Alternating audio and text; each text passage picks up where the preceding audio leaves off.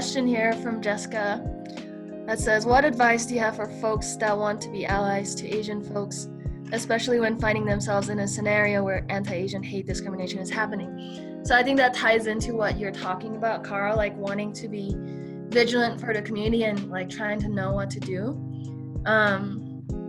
One of our student staff, Jessica, went to the anti-Asian bystander training. And wait, no, Jackie did, sorry. Jackie went and she shared with me some of the things she learned, which was very useful, and I'll share with everyone here. It's the 5 Ds of bystander intervention. So the first thing to do is distract. Distract what is happening, distract the person making harm to something else. And Jackie shared an example of this guy at a supermarket where he just pushed his cart like in front of them, and then he was like doing something. He was like texting or whatever, just like interrupted it and distracted it. So distraction is one. And then delegate is another one. Oh my God, Jessica. Okay. Jessica also went. Awesome. So feel free to correct me if I remember this wrong.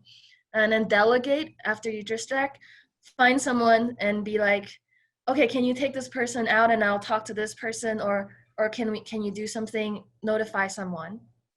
And then another one is delay. So I think, yeah, delaying the violence that is about to happen by, talking to the person or taking up time. And then direct and document. I'm not sure what direct is. It sounds like delegate. But document. Sounds like confrontation. What? It sounds like confrontation. Confrontation? Like direct, like, I don't know, I'm just interpreting, but like direct confrontation of like, hey man, that's fucked up. You should probably like back off.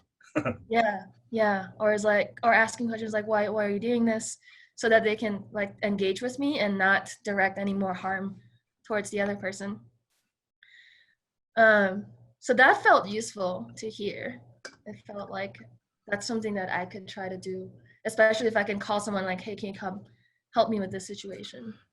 And I think another layer to Jessica's question is, particularly for white folks, you have to believe that white supremacy exists, particularly in Fort Collins, because I think we fancy ourselves as like really nice people, great community or whatever. And like that can really prevent people from taking action because they might be so shocked that something is happening in this community that you have to, like, for white folks who want to be allies, you have to believe that white supremacy exists, and that will help you be more prepared to intervene. Yeah, and talk to each other about it. So yes, talk about whiteness. It's not our job to have to do that. So Jessica said, direct is directly addressing the problem. So naming the behavior, name what you're observing, and asking questions too. Thank you. That helps me, yeah. That helps me better know like what direct means. It sounds like it's about kind of summarizing the situation to the person causing harm or everyone in the room. That's how I imagine it. I also imagine that safety is a big concern too.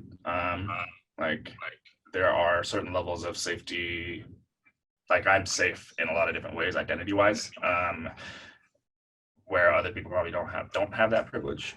And so doing what you can. So I'm glad that is not, because I think we think of intervening as direct, like all the time. Like you have to say the right thing and do the right thing immediately.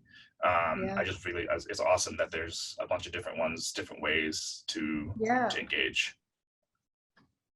I like the idea of using humor as a process of de-escalation. Because I think if I see those incidents, maybe I could like grab a watermelon and just roll it into the room, like towards the person, and just keep rolling up fruit. And then they'd be like, what are you doing? And I'm like, I'm de-escalating.